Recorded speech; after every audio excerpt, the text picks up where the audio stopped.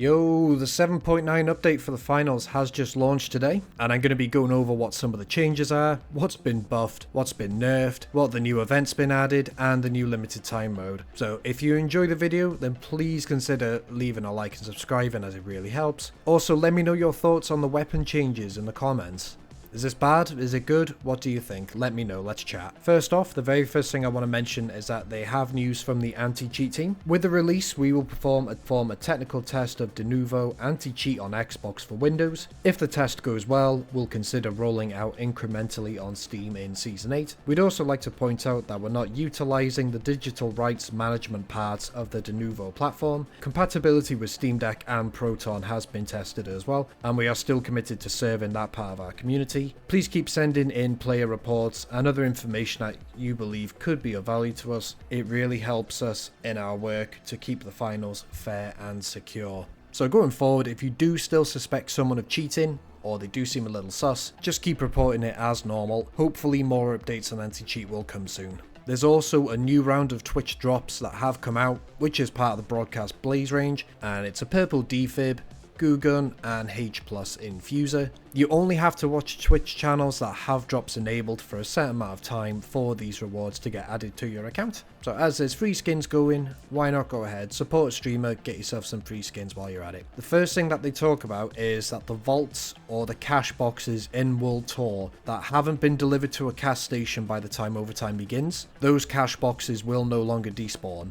This does go back to the update 7.6 where they brought the change into place. So now if you are in World Tour in the last minute, it will go back to how it was before. The final cash station will disappear, but if there is already one cash out in progress, your cash box can now be doubled up into it and it won't disappear like it has done for the past few weeks. So we are back to how it was previously on the World Tour side of things. On the Goo Grenade, the cooldown has been increased on it from 20 seconds up to a whopping 30 seconds. So that is a 50% increase in the cooldown time for the Goo Grenade. The developers left notes stating, "We've noticed the prevalence of goo increasing a little over time, to the point where we think it can now be a little too disruptive to some encounters. This change should reduce the frequency of the goo usage ability." Personally, for me, I don't use goo grenades, so I have no opinion on this, but I can see it from both sides. It is annoying when people just keep goo spamming if there's 2 or more people have it, but it doesn't really make any difference to my game style or what I enjoy. Next up, we're going to talk about the weapons. Now, this is the main part I've been waiting to go over.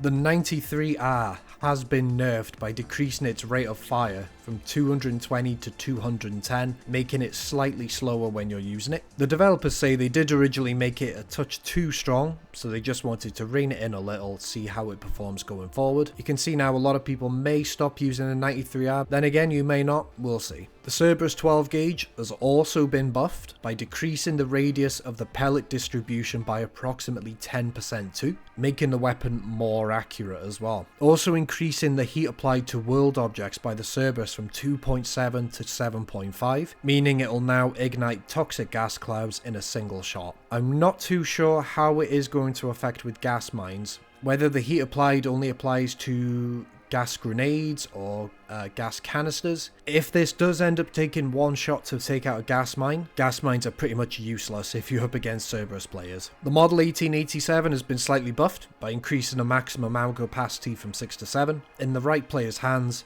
that extra shell can be a clutch, when previously being one shell short could have cost you the fight. So for model users, I can imagine that is a huge W. Sledgehammer has been massively buffed this week again. They've increased the secondary attack from 154 back up to 175. So this is an absolute huge win for Sledge players, as you can now 2-shot heavy again. Still 1 secondary and a primary for a medium, and just the 1 secondary for a light. So no changes to medium or light kill time, just you can now 2-tap heavies. It's an absolute massive buff. You may see a lot of players who used to run Sledge return to it, and a knock-on effect you may not see as much Riot Shield anymore because the huge buff Hammer's been given. Sword has actually had a small buff increase in the vertical component of the secondary attack's rotation clamping from 40 degrees up to 90 degrees. This means the sword will be less constrained when aiming up or down during a lunge attack. The developers state for this one that after recent feedback from players, we've relaxed the vertical component of the lunge's rotation clamping as we agree the vertical clamp was too severe, and in general vertical movements of the lunge were not what were being exploited previously.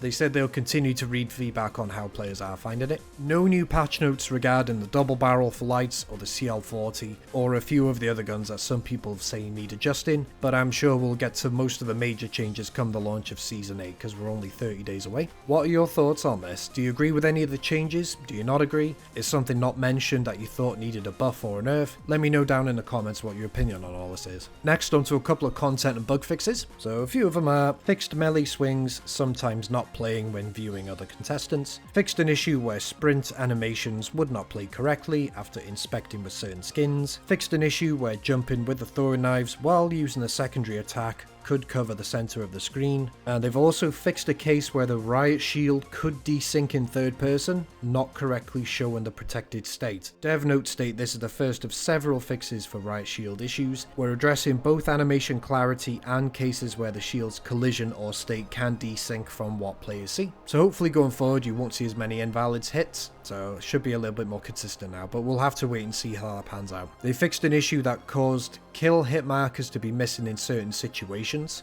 and they fixed a hit reg issue with the KS23 and the SR84, and updated respawn statue collision to behave more predictably, reduce rolling on sloped surfaces. For me, this is one of those little things, but it is a huge W. I absolutely hate having to pick tokens up over and over if they're rolling away slightly, so hopefully with this update they should just sit in place more, and they should be more steady to revive if you're on a bit of a slope.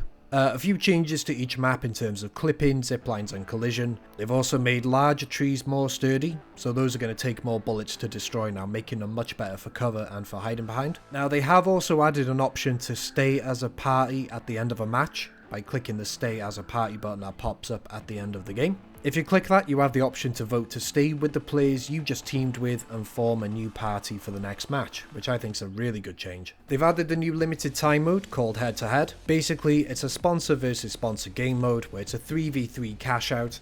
First to 2 cash out wins. Very similar to World Tour or Ranked Final Round.